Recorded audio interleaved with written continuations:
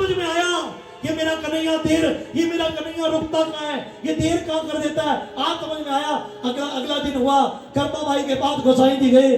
Karma by देर क्यों करती है? क्या किसी साधु ने कहा था ना आगे बनाकर कर्मा, जहाँ भाव होता है ना वहां फिर कुछ और नहीं रहता, इसलिए तू सुबह 4 बजे बनाया कर।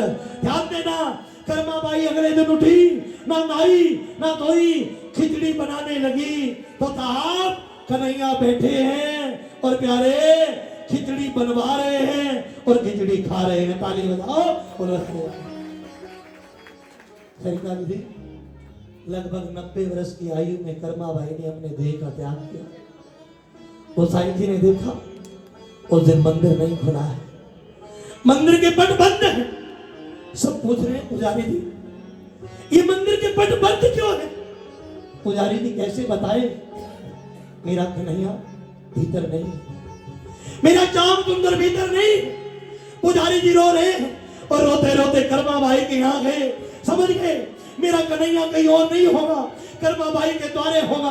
कर्मा बाई का शरीर लेटा है, छोटा सा कन्हैया उस मां से लिपटा है और रो रहा है और चिल्लाते चिल्लाते कोई नहीं है कर्मा का, मगर ठाकुर चिल्ला रहा है जगन्नाथ जी की भूमि पर। कह रहा कर्मा अगर तू चली जाएगी तो तेरे कन्हैया को खिचड़ी कौन खिलाएगा? कर्मा तू चली जाएगी तो तेरे कन्हैया को खिचड़ी कौन खिलाएगा? पुजारी जी ने रोते रोते कन्हैया को उठाया और उठा करके हृदय से लगाया। बोले तुम्हारे भक्त इंतजार कर रहे हैं, जाओ। कन्हैया वादा करते हैं जगन्नाथपुरी में आज के बाद एकादशी के दिन भी अगर किसी चीज का भोग लगेगा तो पहला भोग कर्मा बाई की खिचड़ी का, कर्मा बाई के चूल्हे की खिचड़ी का लगेगा। ताली बजाओ, प्रेम से बोले रहेगा। और आज भी जगन्नाथपुरी में कितना ही बड़ा सेठ आ जाए, मगर प्यारे अगर पहला भोग लगता है तो किसी और के घर का नहीं लगता। किसके घर का लगता है? किसका? कर्मा बाई के चूल्हे का। और खिचड़ी बना करके सारे नियम छोड़ दिए।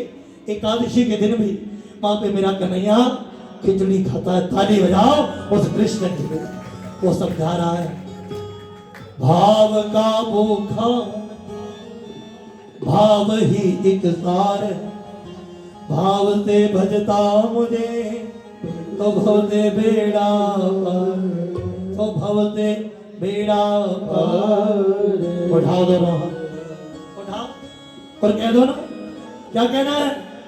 वो आता होगा, वो आता